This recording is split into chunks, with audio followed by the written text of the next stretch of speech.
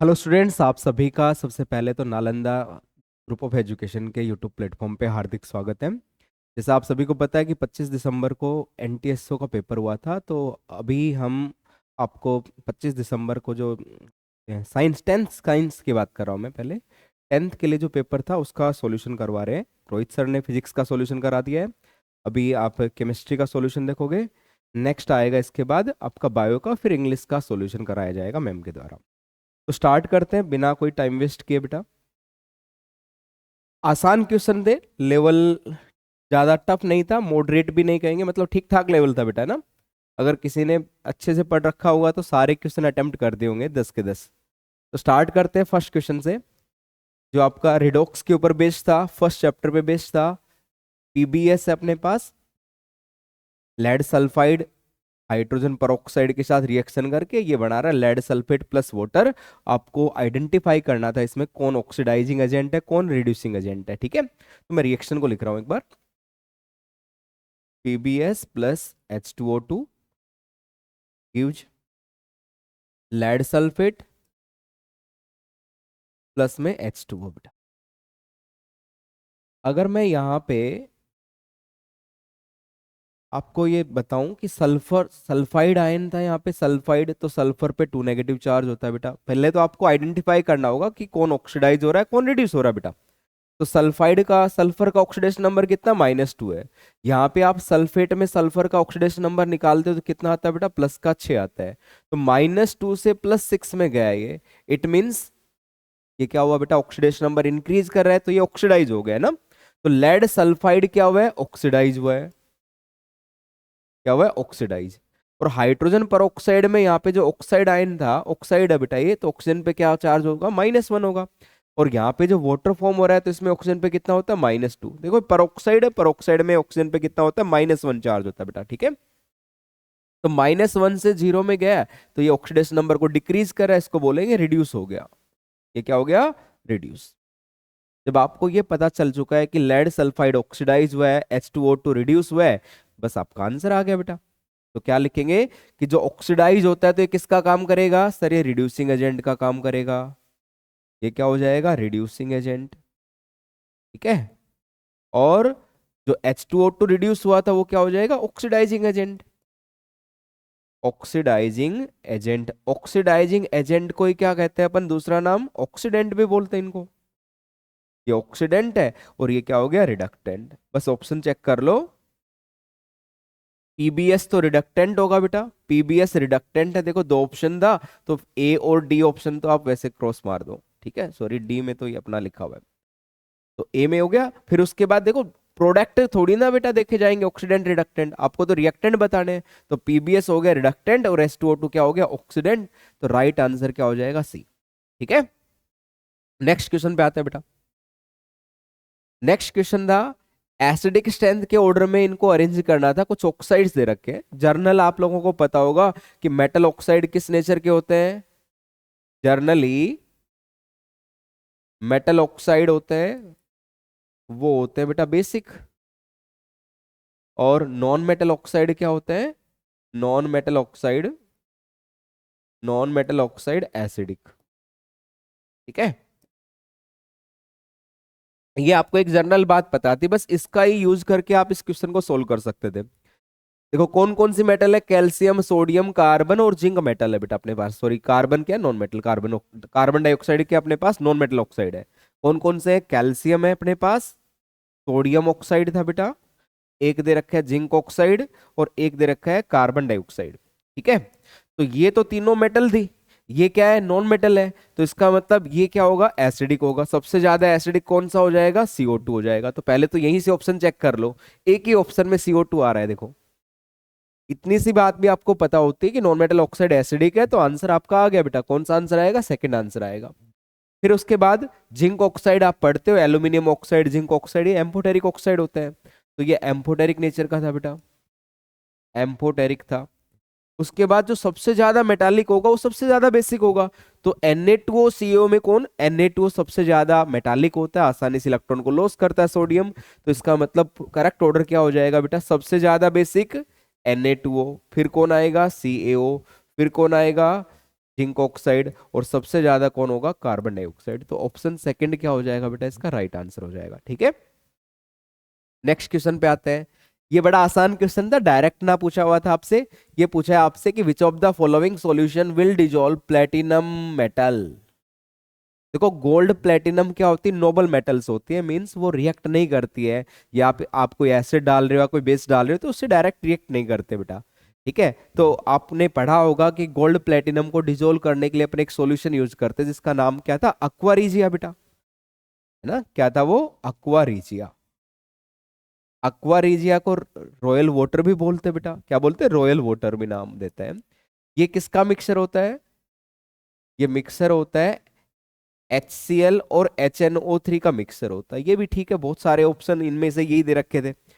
फिर रेशियो आपको ध्यान रखना था, किस रेशियो में होता है, 3:1 में होता है, बस इतनी सी बात थी, है ना। HCl 3 होगा और HNO3 1 होगा। तो देखो HCl का रेशियो 3 है बेटा और HNO3 का रेशियो 1 है, तो ऑप्शन क्या आएगा, डी आएगा। ठीक है, नेक्स्ट क्वेश्चन पे आते हैं। ये क्वेश्चन दिखने में थोड़ा सा लग रहा होगा कि हार्ड सा है, लेकिन है बड़ा आसान क्वेश्चन। क्योंकि आप 10th लेवल पे जब ये टॉपिक देखते हो बेटा पीएच वाले, तो आप सोचते होंगे कि पीएच तो हमें सिखाते नहीं है। लेकिन आपको इतना तो पता है बेटा कौन सा एसिड स्ट्रॉन्ग है, कौन सा वीक है, तो उससे भी निकाल सकते थे। HCl स्ट्रॉन्ग एसिड है बेटा, नाइट्रिक एसिड स्ट्रॉन्ग था, H2SO4 स्ट्रॉन्ग है, ये वीक एसिड। इन सब में वीक कौन था, ये, है ना। तो अपन ये बोल सकते हैं, पीएच की बात करें, H+ आयन कॉन्सेंट्रेशन अगर, क्या बेटा यहाँ पे H+ आयन कॉन्सेंट्रेशन है, अगर वो ज्यादा होगी तो पीएच क्या होती है बेटा, कम होती है ना। ये पढ़ा आप सबने। H+ आयन ज्यादा किस में होता है, जो ज्यादा एसिडिक होता है। तो ये लिख सकता हूं, वीक एसिड होगा उसमें क्या हो गए, वीक एसिड है, वीक एसिड में H+ आयन कॉन्सेंट्रेशन क्या होगा बेटा, लो, लेस होगा। H+ आयन कॉन्सेंट्रेशन क्या था बेटा, लो, या लेस लिख देता हूं मैं।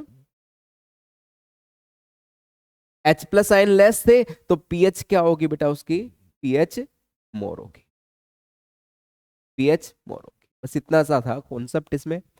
तो सबसे वीक क्या है, सब S3PO4 इन गिवन एसिड में क्या बेटा, ये वीक एसिड है। सबसे क्या था, ये वीक एसिड था। तो वीक एसिड है, उसकी पीएच क्या होती है, ज्यादा होती है। तो आंसर क्या आ जाएगा, डी। आपको कंप्लीट सोल्व करने की नीड नहीं है। बाकी आप H+ आयन से फिर आप पीएच वाला फॉर्मूला लगा के भी पूरा एग्जैक्ट पीएच भी बता सकते हैं अपन इनकी। आगे बढ़ते हैं। ये भी बड़ा आसान क्वेश्चन है। क्या पूछा गया आपसे कि दो कंपाउंड दे रखे हैं, तो ये देख के समझ में आ गया होगा कि सर OH था, ये फंक्शनल ग्रुप कौन सा, अल्कोहल वाला है। ठीक है, उसके बाद ROR, ये कौन सा होता है सर, ये ईथर होता है। तो दो कंपाउंड दे रखे थे ए बी, ठीक है, ए और बी है, सेम मॉलिक्यूलर फॉर्मूला है, बिल्कुल सही बात है बेटा, दोनों का मॉलिक्यूलर फॉर्मूला सेम है, आइसोमर भी है ये, ठीक है। ये पूछा है कि कंपाउंड बी क्या है, यहाँ पे कंपाउंड बी क्या होगा sir, compound B is ether. तो ऑप्शन क्या आ जाएगा, बी। कंपाउंड बी क्या था, ईथर था। नाम क्या होता है इसका, कॉमन नेम होता है बेटा डाइमिथाइल ईथर, या फिर आईयूपीएसी नेम की बात करोगे तो मिथोक्सी मीथेन इसका नाम होता है। ठीक है, क्या नाम इसका, मिथोक्सी मीथेन। नेक्स्ट क्वेश्चन पे आते हैं।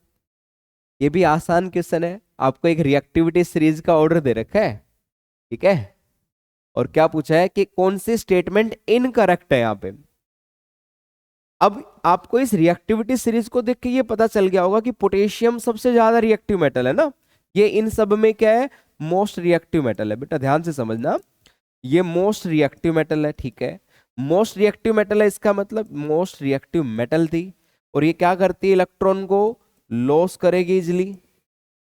और जो इलेक्ट्रॉन को लॉस करता है इजिली, तो वो क्या होता है, ऑक्सीडाइज होता है बेटा। क्या होता है, ऑक्सीडाइज हो जाएगा इजिली।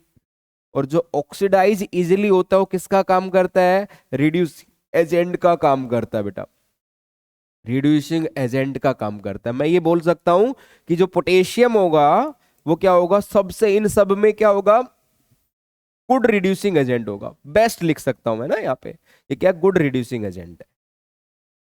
इतनी बात समझ में आ गई, ये क्या है, गुड रिड्यूसिंग एजेंट है। जो इलेक्ट्रॉन आसानी से लॉस करता है वो रिड्यूसिंग एजेंट अच्छा होता है बेटा। लेकिन यहाँ पे एक ऑप्शन के अंदर लिखा है कि potassium is strongest oxidising agent. ये तो बात गलत होगी ना बेटा, ये स्ट्रॉन्गेस्ट क्या है, रिड्यूसिंग एजेंट है। तो आंसर यही हो जाए, आ जाएगा आपका। यही पूछा गया था, इनकरेक्ट स्टेटमेंट कौन सी है। अगले पॉइंट पे आते हैं। Gold is weakest reducing agent, ये तो सही है बेटा। है ना। इधर की तरफ आते हो आप, क्या हो रहा है, पोटेशियम से इस तरफ आ रहे हो तो रिड्यूसिंग एजेंट की स्ट्रेंथ कम हो रही है, ये सही बात थी यहाँ पे। The oxide of tin can be reduce with hydrogen. देखो ये हाइड्रोजन क्या करता है बेटा, इस टिन को रिड्यूस कर देगा, टिन के ऑक्साइड को। Calcium displace hydrogen from water more easily than iron. Calcium ज्यादा रिएक्टिव है तो आयरन से आसानी, आयरन की बजाय वाटर से कैल्शियम आसानी से क्या करेगा, हाइड्रोजन को डिस्प्लेस करेगा। बाकी चारों ये तीनों स्टेटमेंट सही थी। इनकरेक्ट कौन सा है, ये बी वाला इनकरेक्ट था, तो आंसर कौन सा आ जाएगा, बी। ठीक है, नेक्स्ट क्वेश्चन पे आते हैं। ये भी बिल्कुल आसान क्वेश्चन है। ये पूछा आपसे ऑन वॉशिंग विद सोप। ठीक है, सोप पता है आपको क्या होता है, sodium potassium salt of long chain fatty acid होता है बेटा। ठीक है, एग्जांपल पढ़ते हैं, सोडियम स्टीरेट, सोडियम पामेट, किससे बनाते हैं अपन, स्पोनिफिकेशन रिएक्शन से बनाते हैं, वो सब बात की बातें हैं। अब आते हैं अपने क्वेश्चन पे आते हैं। ये पूछा है कि जो टर्मरिक होता है, टर्मरिक क्या होता है सर, नेचुरल इंडिकेटर होता है। तो ये सही बात लिखी हुई यहाँ पे कि it contain a natural indicator, ये सही है। जब आप क्लॉथ, ये बोला कि on washing with soap, turmeric का स्टेन था क्लॉथ के ऊपर, जैसे आप सोप सॉल्यूशन में उस क्लॉथ को डालते हो वो कैसा हो जाता है, रेड दिखाई देता है बेटा। इट टर्न्स टू रेड, क्यों, क्योंकि सोप कैसा था, बेसिक था, और टर्मरिक के एक नेचुरल इंडिकेटर है, बेस में कैसा कलर दिखता है उसका, आपको रेड दिखाई देता है। तो ये दोनों बातें सही है बेटा इसकी। सोप अल्कलाइन था, अल्कलाइन का मतलब बेसिक बेटा, और ये क्या था, एक नेचुरल इंडिकेटर भी है। तो फर्स्ट और थ्री ये दोनों सही है, तो ऑप्शन वन आपका करेक्ट ही पूछा था, तो ऑप्शन फर्स्ट क्या हो जाएगा, राइट हो जाएगा। सोप सॉल्यूशन एसिडिक बोला है तो एसिडिक नहीं होता बेटा ये। Turmeric contain litmus, turmeric litmus नहीं, नेचुरल इंडिकेटर होता है बेटा एक। नेक्स्ट क्वेश्चन पे आते हैं।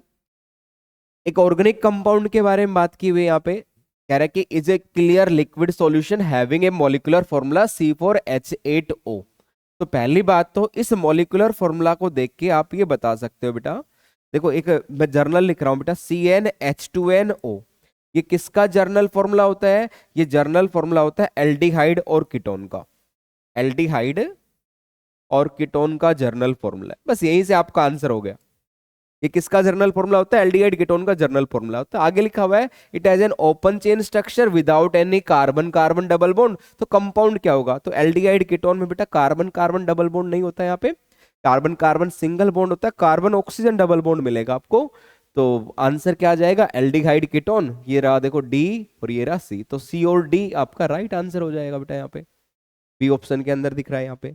अब कई बच्चे कंफ्यूज हो रहे होंगे कि सर एस्टर और एल्कोहल, एल्कोहल का जर्नल फॉर्मूला क्या होता है, तो एल्कोहल का जर्नल फॉर्मूला होता है बेटा, जर्नल फॉर्मूला जो अल्केन का फॉर्मूला था CnH2n+2 और इसके साथ में O मिल जाएगा बेटा, ये इसका जर्नल फॉर्मूला होता है। एस्टर की बात करें तो इसमें तो ऑक्सीजन ही दो आ जाएंगे, तो ये तो वैसे ही आपका रॉन्ग हो गया था, ये भी रॉन्ग हो गया था, आंसर क्या आएगा, बी आएगा। नेक्स्ट क्वेश्चन पे आते हैं।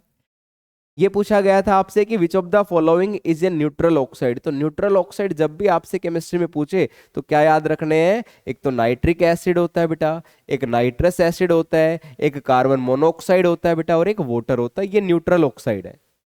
बस ये ही याद रख लेने हैं। तो आंसर क्या होगा, NO क्या बेटा, ये न्यूट्रल ऑक्साइड है। मतलब non metal oxide lower oxidation state में होते हैं, वो कैसे होते हैं, न्यूट्रल होते हैं, और उनमें से भी ये ऑक्साइड आपको ध्यान रखने होते हैं। लास्ट क्वेश्चन पे आते हैं। क्या पूछा गया आपसे कि एक हाईली रिएक्टिव एलिमेंट एक्स है, ये स्टोर किया गया अंडर वाटर।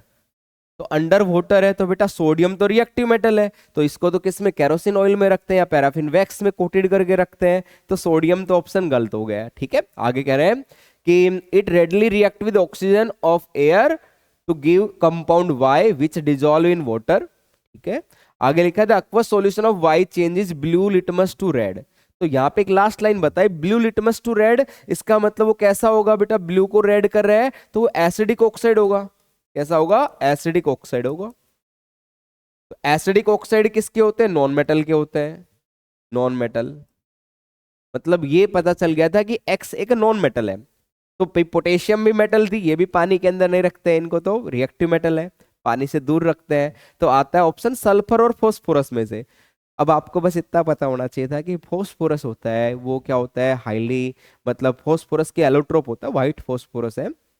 अगर आप उसको बाहर रखोगे तो it start spontaneously burn in air, वो बर्न होना स्टार्ट हो जाता है बेटा एयर के अंदर ऑक्सीजन से रिएक्ट करके। तो उसको किस में रखते हैं, फॉस्फोरस को, इसको पानी के अंदर रखा जाता है ना। तो आंसर आ जाएगा थर्ड। किस एलिमेंट की बात हो रही थी यहाँ पे, फोस्फोरस, और फोस्फोरस का भी कौन सा एलोट्रोप होता है, व्हाइट फोस्फोरस होता है जिसको पानी के अंदर रखते हैं ना स्टोर करके, फोस्फोरस। ठीक है, तो ये था अभी केमिस्ट्री का सॉल्यूशन। आई होप कि आपने अच्छा किया होगा आपका एनटीएसओ का पेपर। और अब बायो के सॉल्यूशन के लिए मनोज सर तैयार है, बस 1 मिनट वेट कर लीजिए। Thank you.